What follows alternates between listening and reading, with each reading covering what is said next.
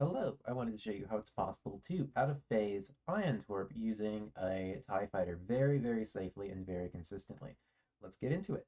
So, the first step of out-of-phase ion torping any Nebulon is you want to boost parallel, not directly at, but kind of off by about a 20 by a 30-degree angle. So depending on your distance, usually you do this from about 1700 away, just about this much distance away. Like the nebulon's at the corner of your screen, you boost over here, and then you turn towards the nebulon, you start getting your lock.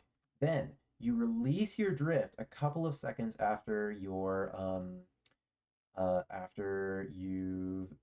gotten your crossers on target, maybe just a second or two. Then you see these lasers are actually going where my old trajectory was. So as I fly past them, they're just going to go right past me as I boost in here for this torp block.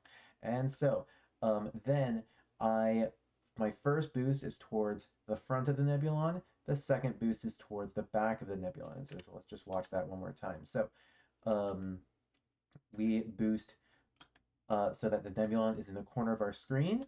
I'm a little slow here, but I get my crosshair on target. That means you have a little bit of room for error for this. You don't have to do absolutely perfect. Then after about a second or two of flying that way, I release my drift and then I boost towards the nebulon once I have this lock almost there.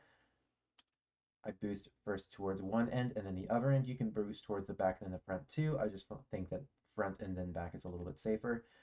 Let go of your torp. You can use the radiant method as well, where you hold on to the torp launch button. Then once you've launched it, you just corkscrew away using that infinite TIE fighter energy. And you can see right here at the bottom that that is a good hit with that ion torp. And that's about it. The uh, I'll show you a couple more examples of me doing this, so you know it isn't a fluke. You can see 99% hull here, and that's not because I'm using some kind of crazy hull modifier or anything like that. That's because we didn't get hit at all.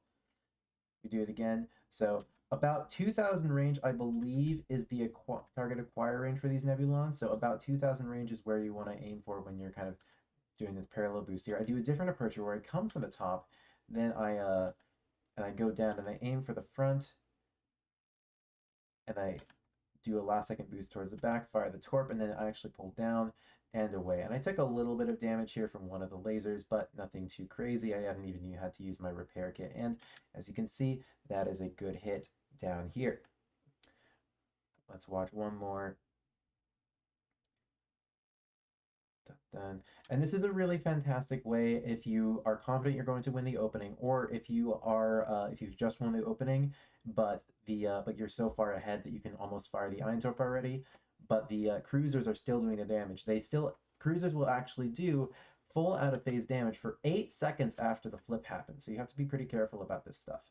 Um, Here's an approach from the front. So again, your boost around 1700 meters, the cruiser should be at the very least at this kind of ring here, if not at the very edge of the screen.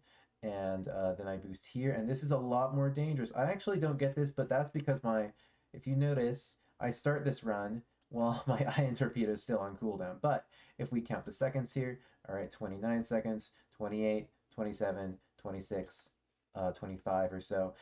If my Eintorp had been off of cooldown, that would have been enough. And that's a little bit dangerous. You can see we did take around 30% damage or so, but nothing a little repair kit can't solve. And even then, our support should be giving us a resupply for another Ion Torp at some point here. So it's not the end of the world if you take a little bit of damage doing that. And here, I think, is one more setup. Ooh, that's a little bit closer. But just to show that even if you have to finesse it a little bit, it can be done.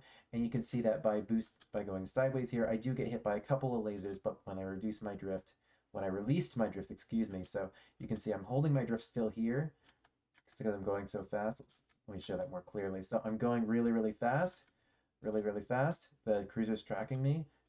Still going fast, cruiser's tracking me, and it actually hits me with a couple of those lasers. But then once I release my drift, go down to about 125 speed, a couple of those lasers speed past. And then I can boost in, forward, boost to the side. Those lasers go right to the side of me, which again is a little bit dangerous, but if you have to, you know you can get that ion torp off, and that is a clean hit. That's a clean hit. And another benefit of doing this kind of approach is those ion torps will not be shut down. That's all. Thanks for watching, guys. Have a good one.